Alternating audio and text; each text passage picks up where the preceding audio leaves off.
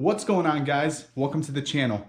Today we are going to be going over my 1999 C5 Corvette, a 590 horsepower build.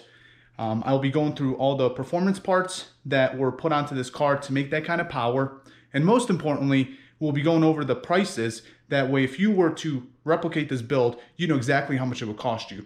So if you're into this type of content, please subscribe immediately. Do it now, the red button.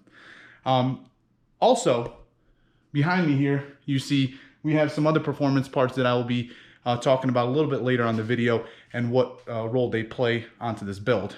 This build is a fairly mild build, and it by no means is anywhere near complete. So stick around if you like this kind of content. All right, so let's start with the car.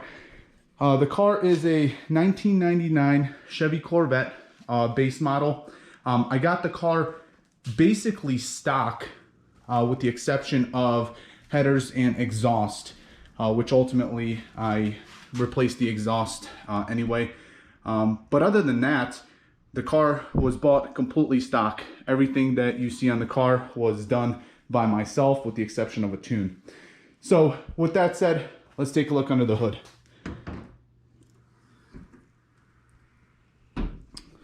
Now I know what you're thinking, but this is an LS1, so you must have heads, cam, and intake. Okay, yes, I do have a cam, but I don't have heads and I don't have an intake. So this is where the build gets really interesting. As you can see here, the first thing I did was I polished my alternator just for horsepower benefits. That was a supercharger joke. In all seriousness, A&A Performance Supercharger. This is the TI trim supercharger. I will be doing a separate video on some of the issues that I ran into with installation of the supercharger. We'll get into a little bit of specifics of the size of the pulley, belt, and just some pointers overall when installing this size supercharger that you're going to want to know when you're installing it yourself. Anyway, so A&A Performance Supercharger kit, obviously got the intercooler, stock intake, stock heads. The car does have a cam. It's a 228, 232 cam, dual valve, dual springs for the valves. Can't talk today. And then it does have an LS2 timing chain, and that's basically it for the motor itself. The block is stock, never open. Heads have never come off this block. I do have 120-pound injectors. The car is running E85, stock fuel lines, stock fuel rails, nothing else done there. The only other notable upgrade that I did to the car, which it's not really a power adder, but I did, when I did the supercharger, I did add a new harmonic balancer that's pinned, so for obvious reasons, so it doesn't slip with the supercharger on there as an added load. I am not running a catch can, hence this floppy hose there. I will be adding a catch can on here. I'll be doing a video about that sometime here in the near future. So that's it for under the hood. As far as interior, sorry about it being so dirty. It's very dusty around here. As far as the interior goes, the first thing you'll notice is I do have these aftermarket seats. If you do a quick search on YouTube, you'll see a bunch of people putting these in their cars. Pretty good priced seats. They've held up fairly well for the last 4 months. No notable wear on them. Very comfortable. Very happy with the seats. I do have a dual gauge pod here for my wideband and boost. I will be doing a video on how to install these. More importantly, how to route the wires and the pressure tube from inside the car to the front, to the engine bay, and the back of the car for the exhaust. I found some videos or some information online. It seemed very convoluted and difficult.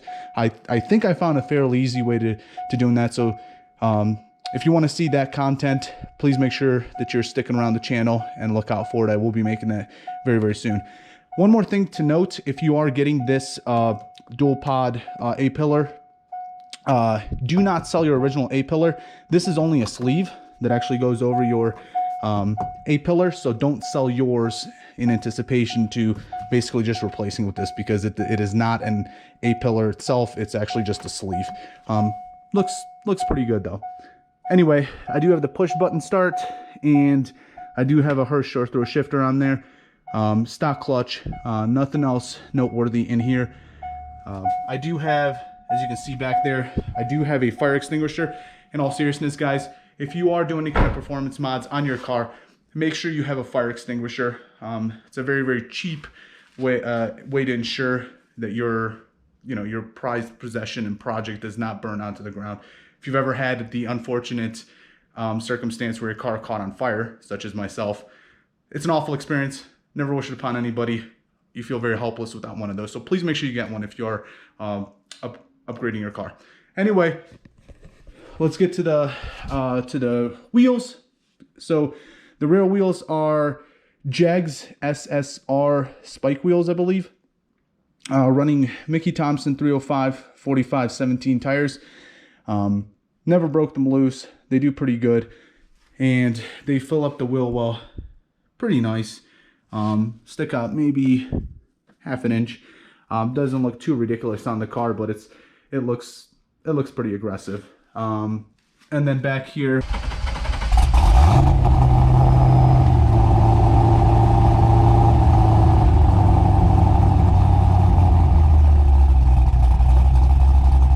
nothing too crazy.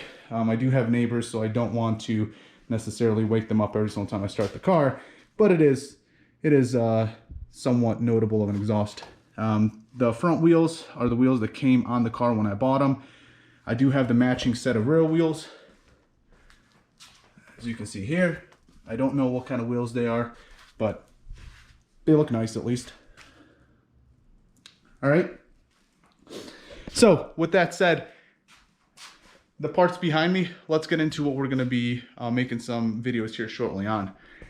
First things first, as you know, I already mentioned, I do not have a catch can on the car.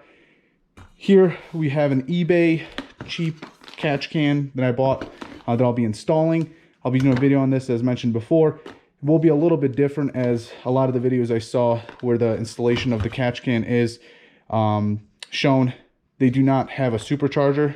I think the addition of a supercharger does make the routing of the tubes a little bit different, not much.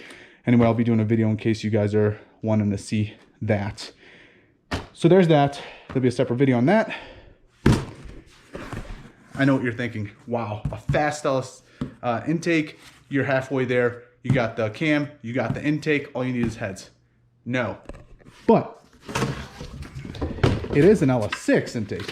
So as I mentioned to you guys earlier, the intake on the car is stock, and the car did make 590 horsepower at 5,500 RPMs, which is where the red line is set. I'll tell you guys a little bit about that here in a second and why it's like that. But nevertheless, I thought it was pretty impressive power for the LS1 stock intake.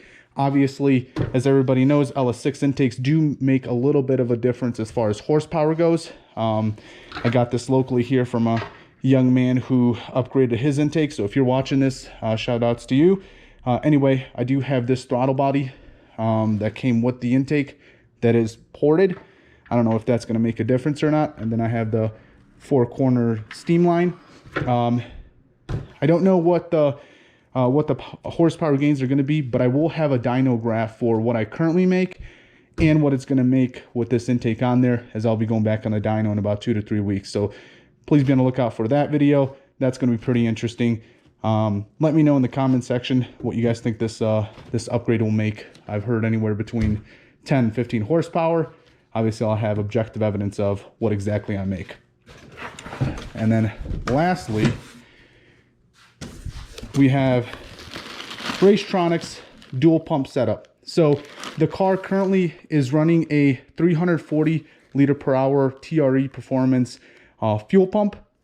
The reason that the car's red line was set to 5,500 is we started leaning out right around 56, 5,700.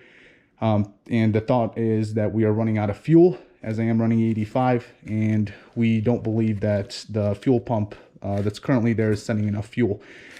So currently I do have a 340 in the car as mentioned. I will make a video. When I make this video, I'll also make a video on how I put the 340 into the tank.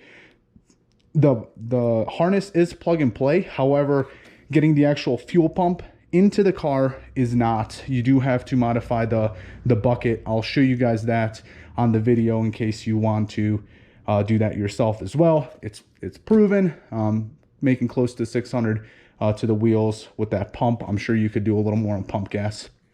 Anyway, it is also important to note that when you do that, you can't, as far as I know, in talking with some of these vendors, you can't just put a 340 fuel pump in there and expect it to perform at its optimal rate. You do need one of these wiring harnesses that basically hooks up to the alternator and runs back to the fuel pump. It does raise the voltage supply to the fuel pump as the RPMs raise with the engine in order to meet the proper flow of the fuel pump with the increased RPMs. So please make sure that you guys don't just buy a fuel pump, stick it in there, and expect it to run its at its peak. When you look at the spec sheet, it'll have different flow rates at different volts. Pay attention to that. Anyway, you can get this harness from Racetronics. As you can see here, the dual pumper setup comes with a hanger. There are some stock filters in here, and then there's the harness there. I will put all part numbers for all the stuff that I bought into the video here somewhere, so you guys can find these for yourself. The harness is here. I do have a Hobb switch, so the way that this actually works is you have one fuel pump that stays on at all times, and then the other one only turns on after the Hobb switch sees 4 pounds of pressure.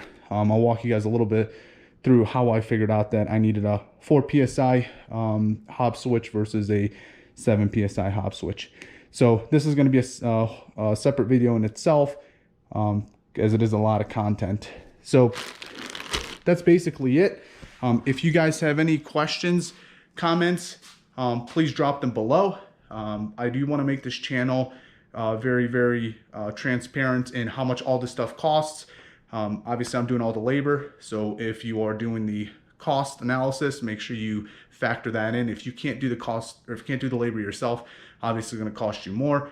But we're not all rich here, and I know you guys want to get some horsepower under your hood as well. So this here will steer you in the right direction, or at least give you the information to do so. Anyways, if you guys made this far in the video, once again, click subscribe if you haven't done so. Lots of new videos coming out, so please be on the lookout for that. See you guys.